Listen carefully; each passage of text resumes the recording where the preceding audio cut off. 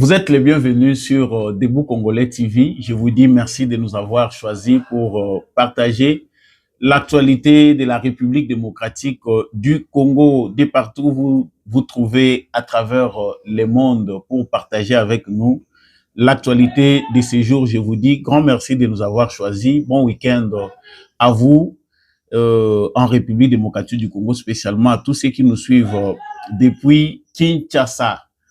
Voilà, l'actualité en République démocratique du Congo est aussi dominée par cette réquisitoire qui a été déposée par l'auditeur général près la cour militaire. Cette réquisitoire qui veut obtenir la levée des immunités et l'autorisation des poursuites contre les sénateurs à vie et l'ancien président Joseph Kabila. Le président du Sénat de la République démocratique du Congo, Sama Lukonde, lors de la plénière du 2 mai, concernant cette réquisitoire, il a dit que cette réquisitoire sera traitée conformément à la Constitution et au règlement intérieur du Sénat. Alors, que va-t-il arriver à l'ancien président de la République, Joseph Kabila? Qu'est-ce qui va se passer d'après cette procédure? Parce qu'il y a des langues qui disent que Joseph Kabila ne peut pas être poursuivi, on ne peut pas enlever ses immunités, vu qu'il n'a pas été élu comme sénateur, mais il est sénateur sur base d'une loi. Alors, qu'est-ce qui va arriver à Joseph Kabila après cette requête et peut-être l'éventuel examen qui sera fait par le Sénat de la République démocratique du Congo? C'est ce dont nous allons savoir à travers cette émission. Je vous dis encore une fois de plus, grand merci de nous avoir choisis, grand merci de partager avec nous les nouvelles du Congo. Vous n'êtes pas encore abonné à cette chaîne, faites-le, abonnez-vous, partagez les lives de cette émission. Et surtout, n'oubliez pas de liker, de nous dire ce que vous en pensez dans les commentaires. Je venais de dire que l'auditeur général près la cour militaire de la République démocratique du Congo a adressé depuis le 30 avril un réquisitoire tendant à obtenir la levée des immunités ou de l'immunité et l'autorisation des poursuites contre les sénateurs à vie, Joseph Kabila, et aussi ancien président de la République. Hier, le Sénat s'est saisi de la question, c'est-à-dire hier, c'est le 2 mai, le président du Sénat s'est saisi de cette question pour donner son avis et ce qui va être fait. Je vous laisse suivre ce qui était l'adresse du président du Sénat et puis nous revenons.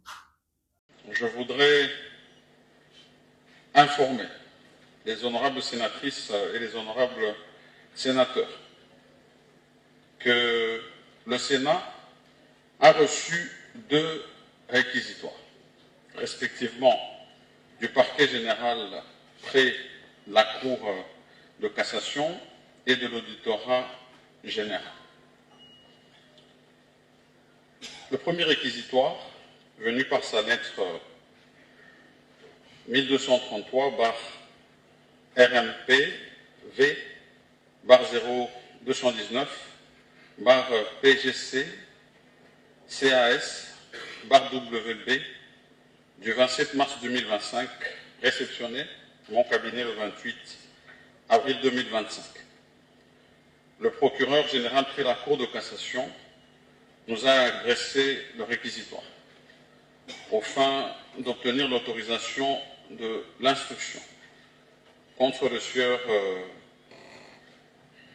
Ningepo Michel, honorable sénateur. Le deuxième réquisitoire, par sa lettre numéro AG, barre 0478, barre 2025, l'auditeur général près la Cour militaire nous a adressé le 30 avril, réceptionné le même jour, le réquisitoire tendant à obtenir la levée des immunités et l'autorisation de poursuite du sénateur à vie, M. Joseph Kabila Kabange. Voilà, comme vous venez de les suivre, les présidents du Sénat a bien dit que conformément à la réquisitoire, par rapport à la réquisitoire qui a été déposée par l'auditeur général des forces armées de la République démocratique du Congo, l'auditeur près de la cour militaire, cette réquisitoire sera traitée ou mise en examen conformément à la Constitution de la République démocratique du Congo et du règlement intérieur du Sénat. Alors, comme le débat se crée autour de ces sujets, nous avons pensé de vous éclairer sur la question. Il y a des gens qui pensent que Joseph Kabila est un sénateur à vie, pas par élection, mais il est sénateur à vie par rapport à une loi. C'est un titre ou un mandat honorifique qui lui est donné pour qu'il puisse apporter son expérience en tant qu'ancien président de la République. Il a une certaine expérience et des informations qui peuvent aider chaque fois cette chambre haute du Parlement congolais afin de trouver des solutions pour les pays. Mais cette question qui est posée concernant la levée des immunités du sénateur Joseph Kabila, sénateur à vie, faut-il enlever ces immunités en procédant de la même manière, comme certains le pensent, de la manière ordinaire? La loi de la République démocratique du Congo ou la Constitution de la République démocratique du Congo, dans son article 107, la Constitution de la RDC dit ceci: tout parlementaire, il s'agit là du député ou un sénateur, peut voir son immunité levée dans les cas précis, notamment en cas de flagrant délit ou sur autorisation du bureau de la chambre concernée. Ici, dans les cas précis, il s'agit du Sénat. Une demande doit être formulée par la justice, puis examinée par les Sénats qui votent pour accepter ou refuser la levée de l'immunité. Donc, cet article que je viens de lire, 107 de la Constitution congolaise, fixe la procédure à travers laquelle un sénateur peut être poursuivi par la justice. Mais dans les cas si précis, la Constitution congolaise n'a pas donné de détails quant à ça pour signifier si il y a des sénateurs qui peuvent être exclus de cette procédure. Parce que qu'ils soient sénateurs à vue conformément à une loi, qu'ils soient sénateurs élus, la Constitution parle de tout parlementaire.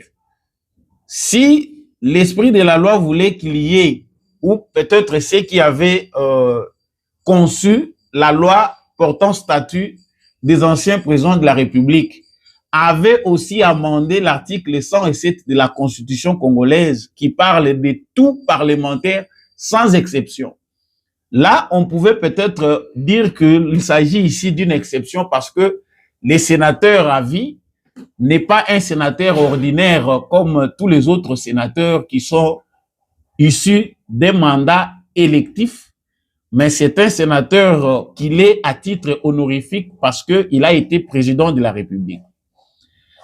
S'agissant du cas de la flagrance, parce qu'on parle ici du cas des flagrants délits, si il a été noté qu'il y a eu quand des flagrants délits, en tout cas, on peut aussi, comme la loi le dit, demander l'autorisation par la chambre concernée. Celle-ci va examiner les cas. Alors, pour Joseph Kabila, son cas a commencé lors de l'adresse ou de l'allocution du président Félix Tshisekedi. Il est le premier à mentionner Joseph Kabila comme étant celui qui est à la base de la création de l'Alliance Fleuve Congo, qui aujourd'hui est allié au M23, mouvement soutenu par le Rwanda. l'allocution du président Félix Tshisekedi est vue comme une information émanant du citoyen le mieux informé ou le plus informé des autres, de tous les Congolais. C'est donc lui qui peut à ce stade donner les informations nécessaires dont on a besoin pour permettre à ce que la justice puisse faire son travail. Mais en dehors du président de la République, Félix Tshisekedi, les ministres de l'Intérieur et celui de la Justice ont aussi donné des affirmations selon lesquelles il y a des indices. Ils détiennent des preuves, des éléments d'information qui démontrent clairement que Joseph Kabila est bel et bien en collaboration avec le Rwanda. Il a été au Rwanda et il a des contacts avec le mouvement M23, ce qui constitue une haute trahison. Donc, le cas des flagrants délits est ainsi justifié par la justice congolaise sur base du comportement de l'ancien président Joseph Kabila et des informations que détiennent les ministères de l'Intérieur de la République démocratique du Congo ou encore les services secrets de la République démocratique du Congo. Est-ce que l'immunité de Joseph Kabila est-il inattaquable? En tout cas, pour une certaine opinion, comme je venais de le dire, on pense que le fait que les immunités de Joseph Kabila soient issues d'une loi et non par élection, il est impossible de procéder à la levée de ces immunités. Ça serait pour eux une démarche irrégulière. Donc, l'autre opinion, par conséquent, pense que conformément à l'article 107, comme je venais de le dire, l'ancien président Joseph Kabila ne peut pas déroger à cette règle. Donc, dans ce contexte, la démarche déjà initiée par Sama Lukonde, président du Sénat ou Chambre haute de la République démocratique du Congo, a dit clairement, comme vous venez de le suivre, que la réquisition ou les réquisitoires qui a été déposé par l'auditeur général près la cour militaire sera examiné conformément à la Constitution de la République démocratique du Congo. C'est une démarche dont l'ancien président Joseph Kabila ne va pas échapper. Joseph Kabila, si il faut les poursuivre dans ce contexte, on va comprendre que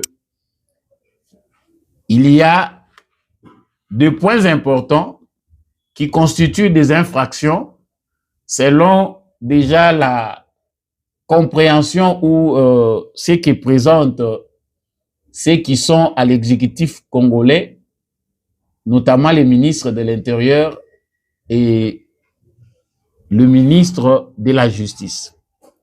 Mais que dit aussi le règlement intérieur du Sénat à propos de ces points? Le règlement intérieur du Sénat, c'est que suit toujours la même procédure avec la Constitution de la République démocratique du Congo. Joseph Kabila, qui est accusé de collaboration avec un mouvement terroriste, crime de guerre, crime contre l'humanité, tout ce qui est mentionné par le ministre de la Justice congolaise, nous en avons parlé l'autre fois, a violé la Constitution, la loi, portant statut des anciens présidents, dans l'article 5 qui dit « Tout ancien président de la République élu est soumis à une obligation générale de réserve, de dignité, de patriotisme et de loyauté envers l'État. » L'obligation de réserve implique notamment l'interdiction formelle de divulguer ou de révéler des secrets d'État ou des informations qui, en raison de leur nature ou de leurs conséquences, ne peuvent être connues que de seules autorités nationales. L'obligation de dignité consiste à adopter un comportement ou des attitudes qui ne violent pas la loi et ne portent atteinte à l'ordre public et aux bonnes mœurs. L'obligation de patriotisme et de loyauté envers l'État implique une disponibilité permanente à faire montre d'une fidélité sans faille envers la nation, le peuple congolais et les institutions de l'État.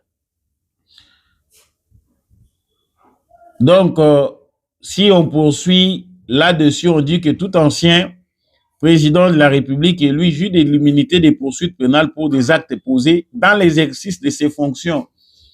Et l'article 6 dit en sa qualité de sénateur à vie, tout ancien président de la République est soumis à toutes les incompatibilités prévues par l'article 108 de la Constitution.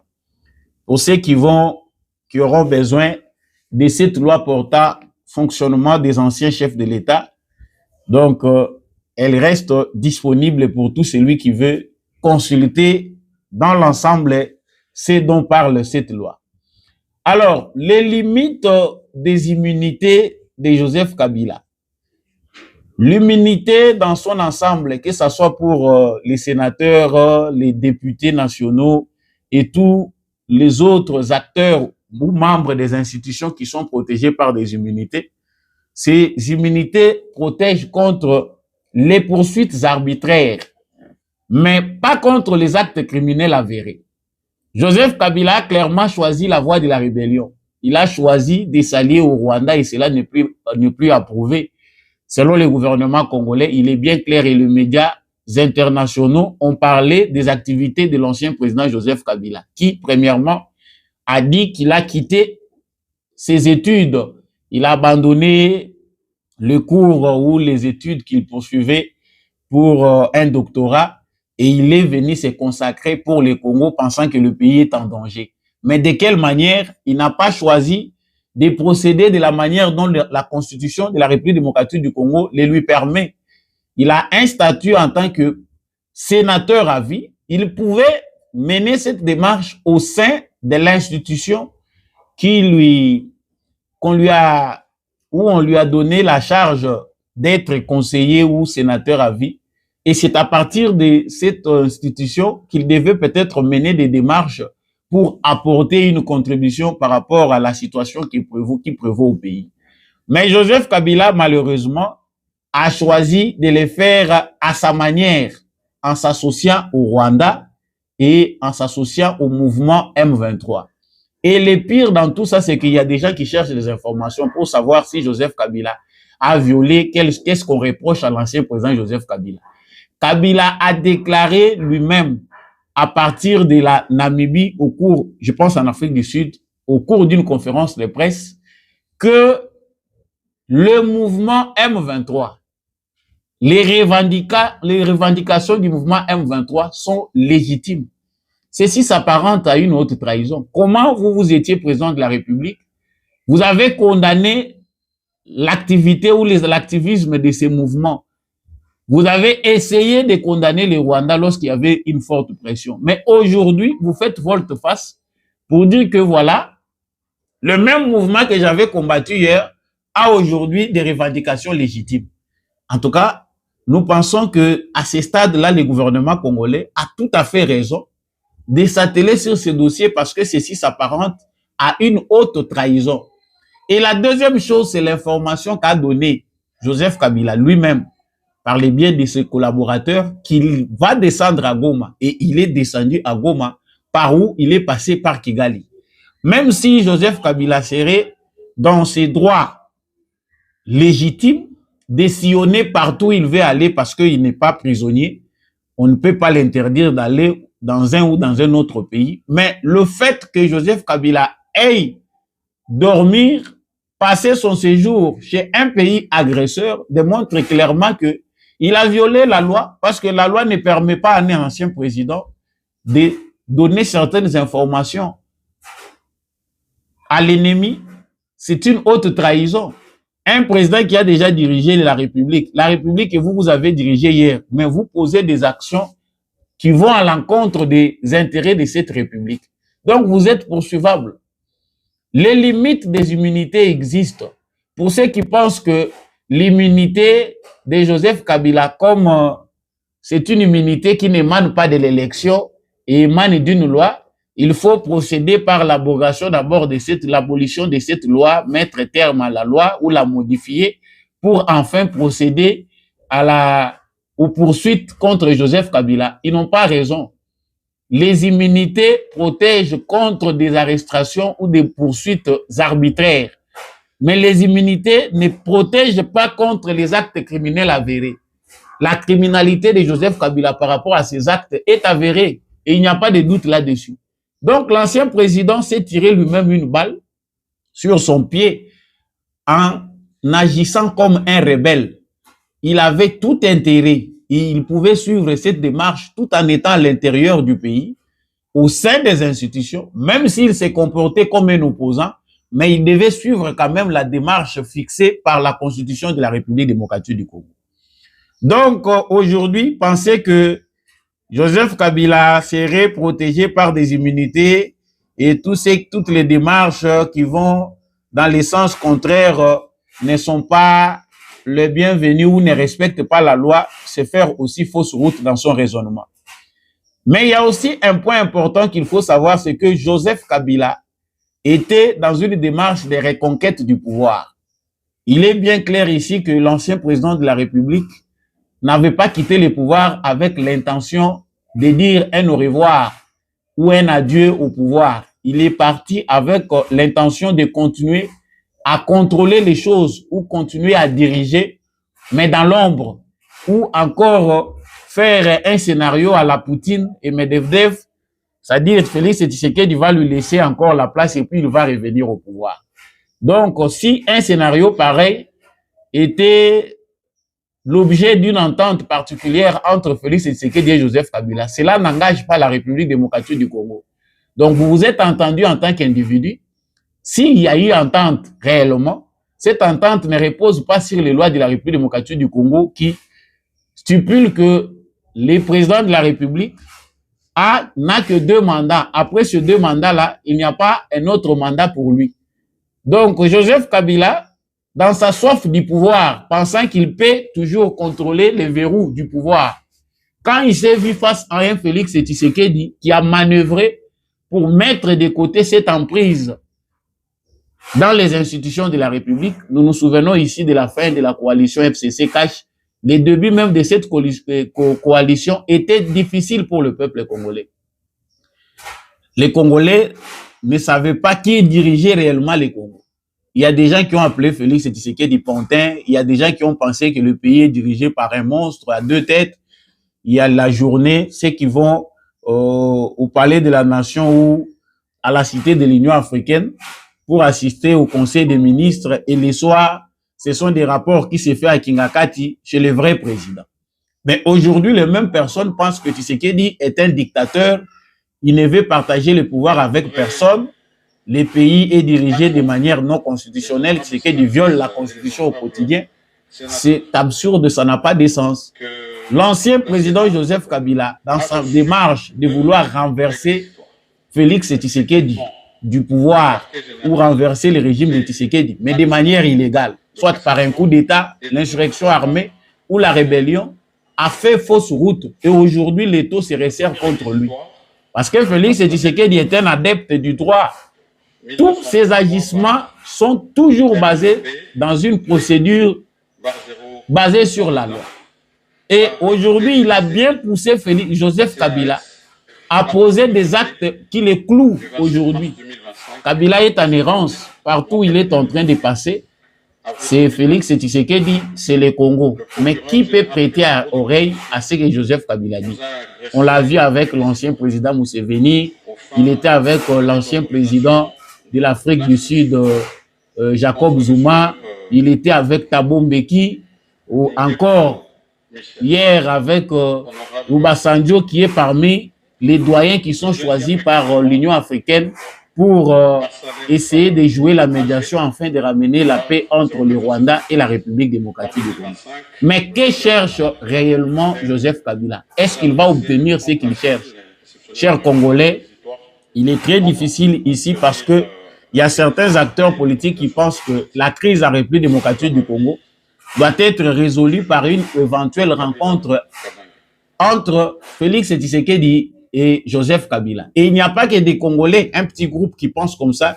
Il y a aussi même des acteurs internationaux ou des politiciens de pays étrangers, notamment les ministres des Affaires étrangères de la Belgique, venus au Congo, à proposer aussi au président Tshisekedi la même démarche, qu'il faille inclure l'ancien président Joseph Kabila dans une démarche quelconque de dialogue pour essayer de trouver la cohésion nationale.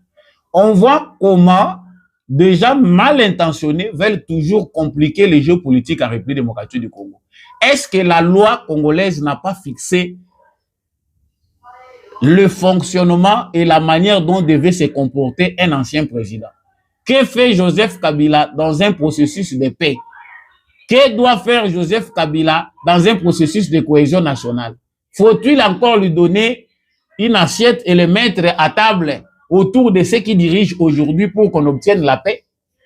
Certainement, moi, en tant que Congolais, je pense que non, c'est faux. C'est encore amener le Congo dans ces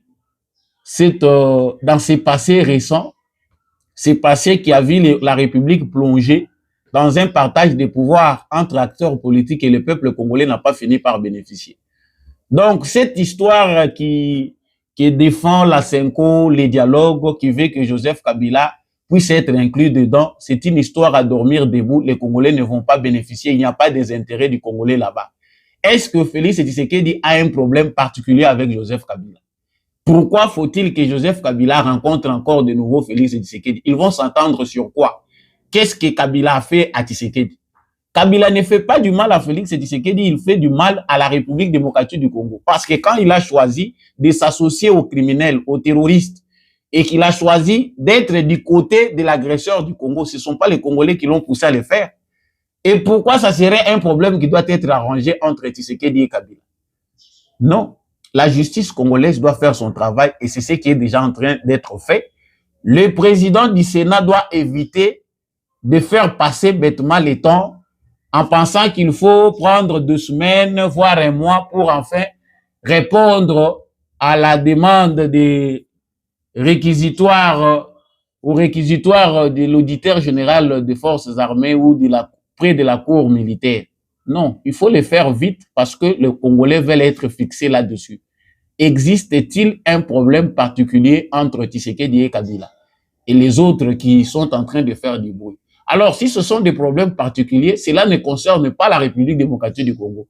Ce sont des problèmes qui doivent être résolus entre individus, mais pas inclure le peuple congolais dedans. La souveraineté du peuple congolais ne peut pas être marchandée sur base des ententes entre individus.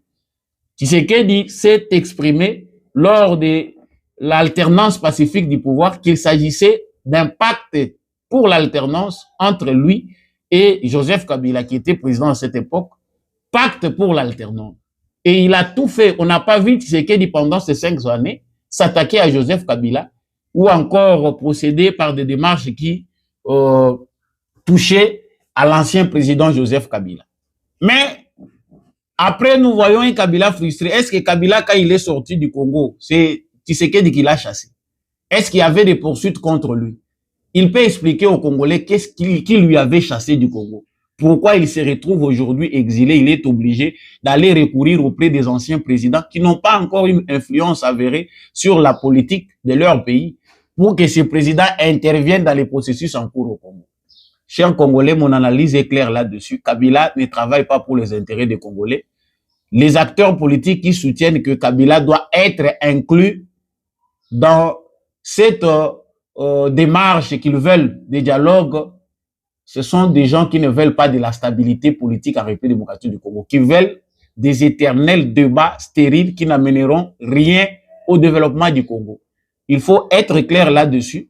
Soit c'est un partage des gâteaux entre politiciens qui ne sont là qu'en train de réclamer leurs égaux parce qu'ils ont besoin d'être positionnés au sein des institutions. Lorsqu'ils ne retrouvent pas de place, c'est des crises qu'ils inventent de toutes pièces. Voilà ce qui peut arriver enfin. Donc, comprenons que l'étau se resserre davantage autour de l'ancien président Joseph Kabila parce que du côté du régime en place, il ne s'agit pas de Félix Tshisekedi, mais d'une démarche juridique claire. Lorsqu'un ancien président ne se comporte pas bien, la loi a déjà fixé les modalités. Et c'est Kabila qui va tout perdre parce que là, il a été déjà clairement dit qu'il faut saisir ses biens, même si la démarche pousse encore à réfléchir et au débat. Notons que c'est Kabila qui perd dans ces jeux où il a voulu renverser le pouvoir légalement établi. Et Félix Tshisekedi, dans tout ça, c'est le maître du jeu. Il a bien laissé faire Joseph Kabila. Il l'a poussé, il l'a laissé commettre des erreurs irréparables. Parce qu'à ce stade, on ne voit pas comment Joseph Kabila pourrait s'en sortir face à la justice congolaise. Les actes qu'il a poussés le mettent entre les mains de la justice congolaise. Et ce n'est pas la justice internationale qui va s'intéresser à ce stade. Parce qu'il y a des gens qui vont peut-être confondre le processus. Le processus en cours, c'est que la justice de la République démocratique du Congo va s'en occuper. Ce sont des affaires internes.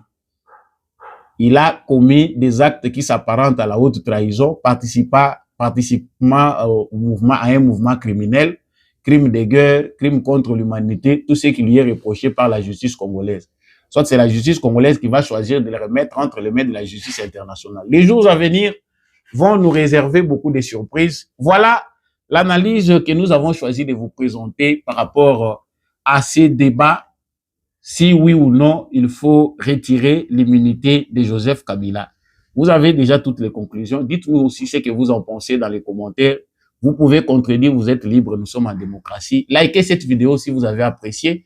Partagez avec les voisins. Abonnez-vous si vous n'êtes pas encore abonné. On se retrouve prochainement avec un nouveau numéro.